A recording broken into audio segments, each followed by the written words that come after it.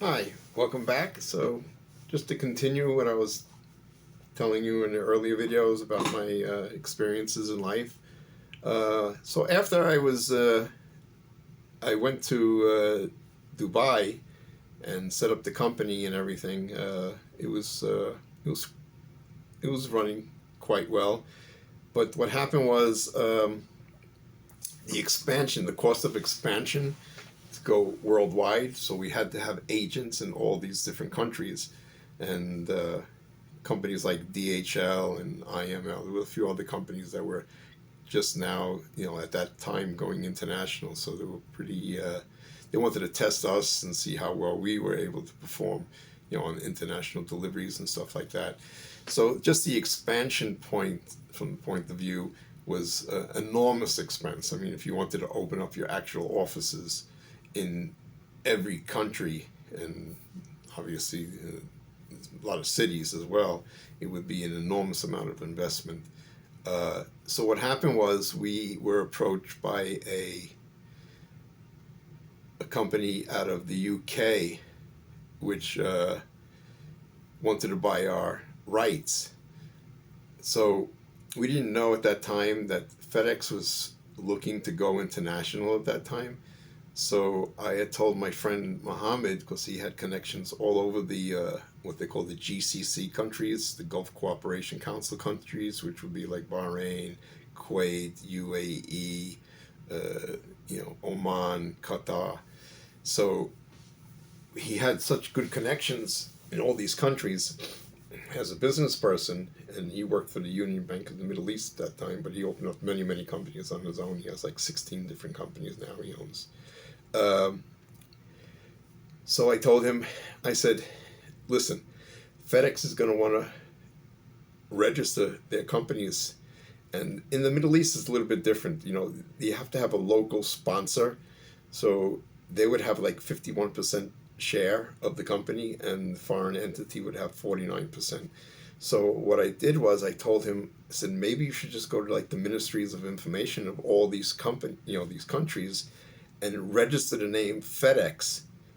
And basically, what they're going to have to do is they're going to have to come to you and talk to you about,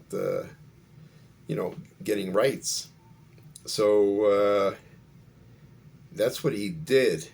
So at that time, what happened was I decided to leave, and they were very, very, you know, generous with me.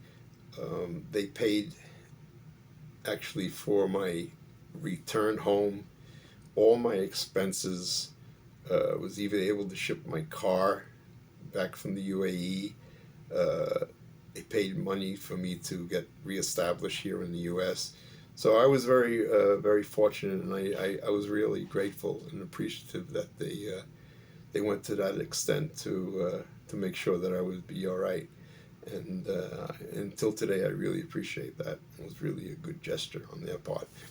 So I got back to the States, and I didn't really have anything going on. I didn't have any job or anything. I went to visit my friend that I had originally set up his military Army Navy store in Manhattan, downtown Canal Street, and so he said, "Oh, come stay with me for a while, work, and I'll pay you and whatnot." So I did that for a while, again, not very long though. And then I decided I had money, so it wasn't I didn't have any money saved or anything like that. I mean, they were paying me quite well. They were paying me in dollars in the UAE, and it was just directly deposited into my checking in my bank account every month. So and they paid all my expenses. I mean, I had a villa, I had a car. I also brought my wife at that time. I brought her to Dubai. So, and she was actually working too. She was actually a hairdresser, so she was working for some Lebanese lady that was at a nice salon. So we were doing good. We had no problems financially at that point. But I was trying to decide what I wanted to do. So I decided to go into the automotive industry. Um, it's a pretty prosperous industry to be in, at that time. Uh, Gasoline was reasonable, and people always needed cars, so I decided I'll try and give a shot at that. So I dabbled in that a little bit. I hooked up with one dealership in Queens on Queens Boulevard, where I would invest. I had some money, so I invested the money in the cars and put it on his lot, and would split the profit with him 50-50. Uh, I mean, at the time, it was feasible because I didn't actually have to rent the location, so I didn't actually have to pay rent or the expenses associated with the running the dealership. So it was just basically I would my money buy the cars, put the cars on his lot, and split the profit.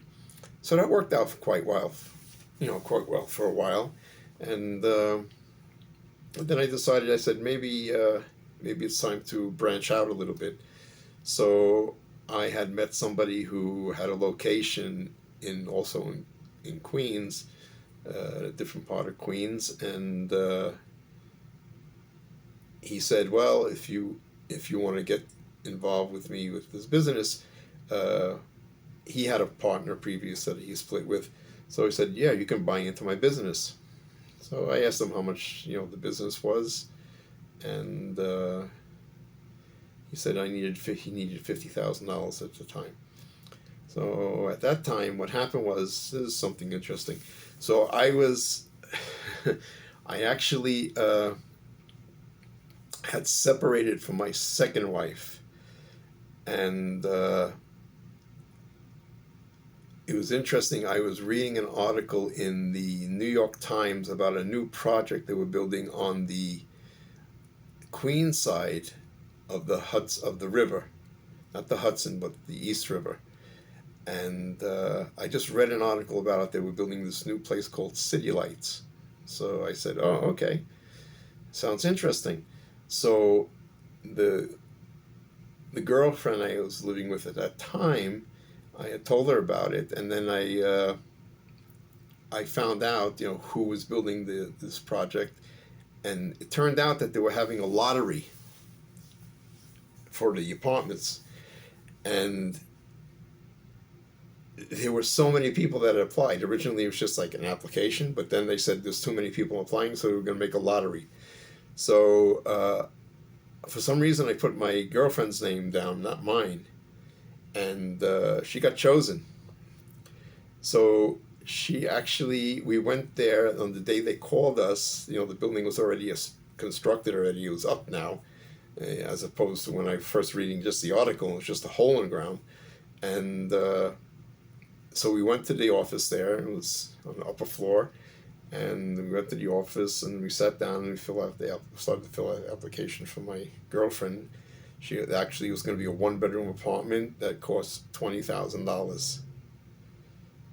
So that was like crazy, and it was facing the United Nations on the water in Long Island City. So that was pretty cool.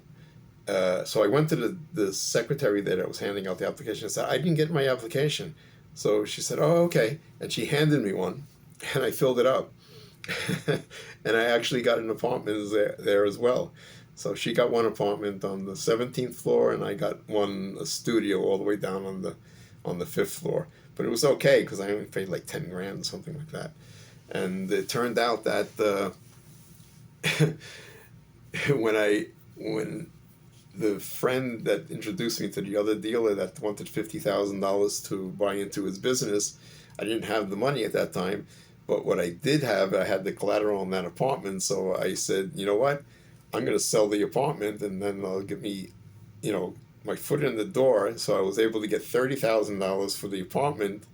Then I sold it right away, and my partner at that time, the person I was trying to buy into his business, he agreed to take a note on the balance, the $20,000 that I would pay him monthly, X amount of dollars.